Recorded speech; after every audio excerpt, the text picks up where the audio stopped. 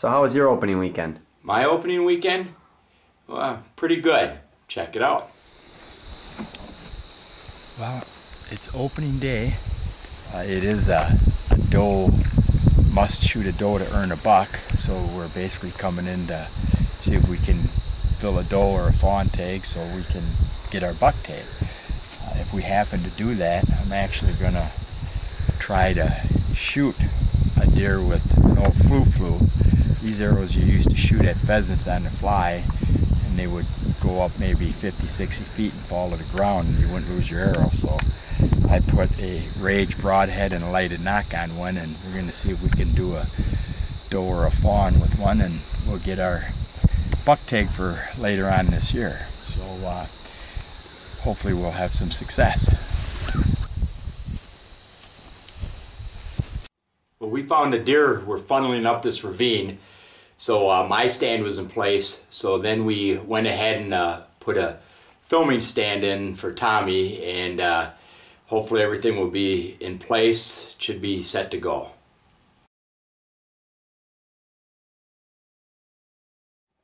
Well, this particular spot we're hunting, there's a big ravine down below, and that's mainly the bedding area.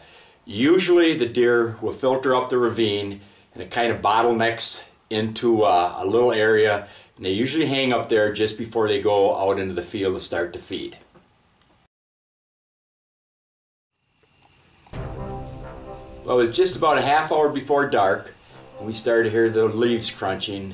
Didn't sound like squirrels, it sounded like the hoof prints of deer coming up the ravine.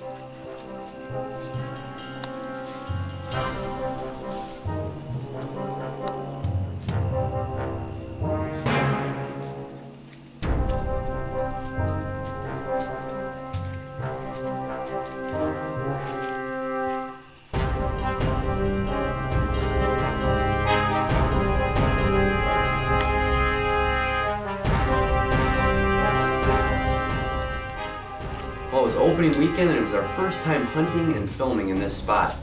I was so excited just to see and film deer, and I kept waiting for Gary to make a move to shoot one. The way the tree was kind of positioned between me and him, I couldn't tell that there was actually a third one coming through.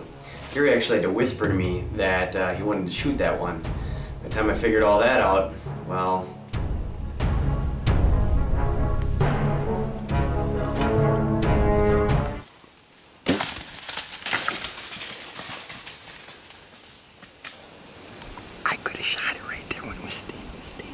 the other way, but you were filming right here, and I kept saying,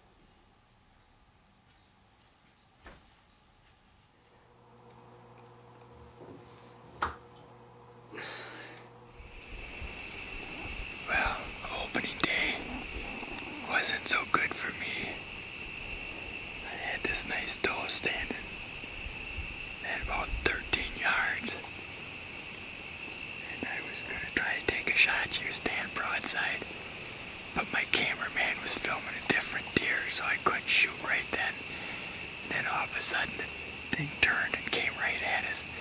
I tried to take a pot shot at it, but my feathers hit the seat, threw my arrow off, rushed the shot. Looked like I shot behind it by about 40 yards.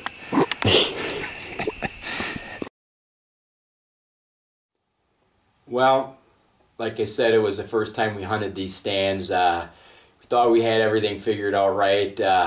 Things happened. Obviously, it was the first time we were in the stands and actually did some filming out of it, and things just didn't go the way we wanted it to, unfortunately. well, that was a nice way to put it, because I think we all know how he really feels.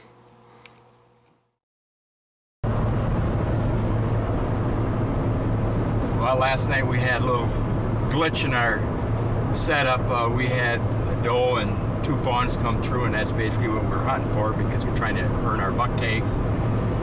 So last night didn't work out. Had deer real close and it didn't work.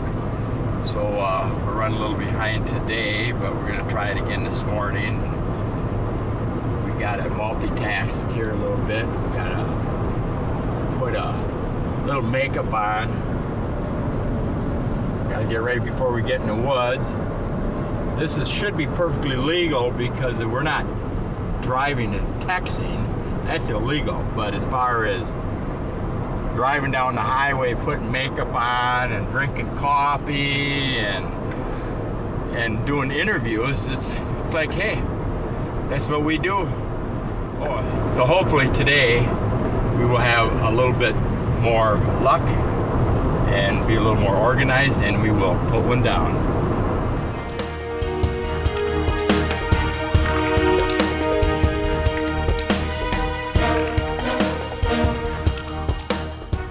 Well, we were only in our stance for, I'm guessing, 10-15 minutes tops, and all of a sudden we heard some action coming up the ravine again. Unfortunately, things were happening just a little bit too fast. We were hoping this deer would hang up a little bit just so we could gather a little bit more light.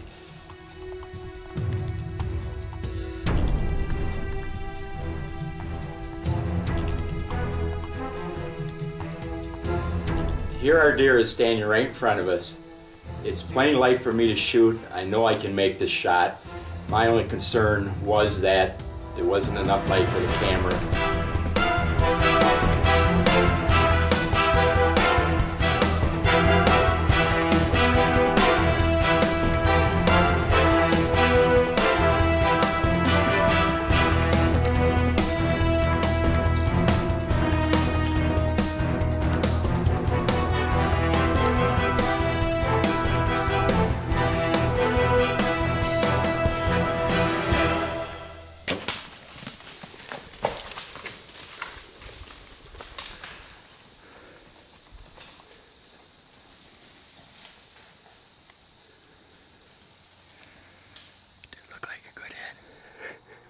What a shot! Between two trees with a flu arrow just as it got light out.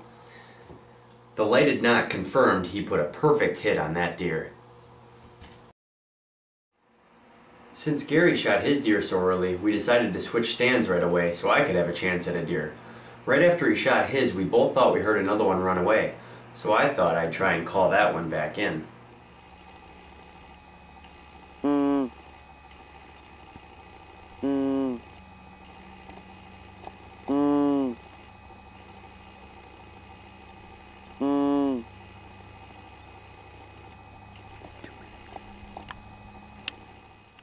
Tommy was going to call a deer in, and you can see how well that worked.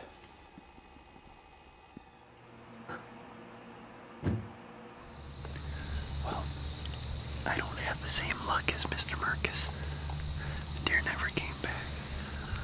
So I'm just going to pack a squirrel arrow and see if I can take a pot shot at one of them, just to see if I can shoot something today. Well, now the cameraman Tommy's going to take his shot at a squirrel.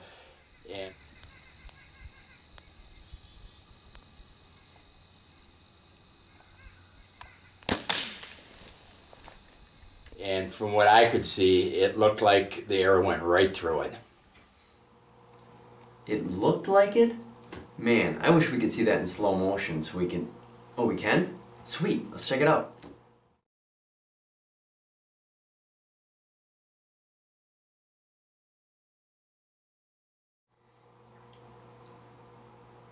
Absolutely. Okay. Enough about my squirrel. Let's go find Gary's deer.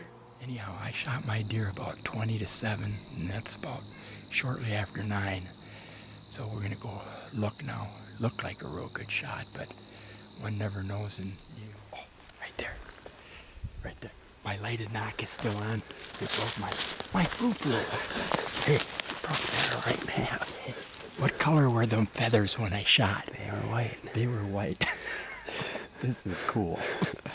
Hold on, I gotta turn this light off. Okay. Obviously, this deer is expired now.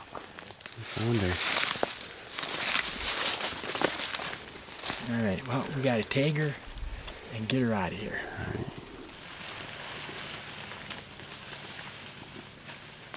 Well, opening weekend proved to be pretty exciting. Quite a bit of action. Managed to get some venison in the freezer, and the most important part, I now have a buck tag for the rest of the season.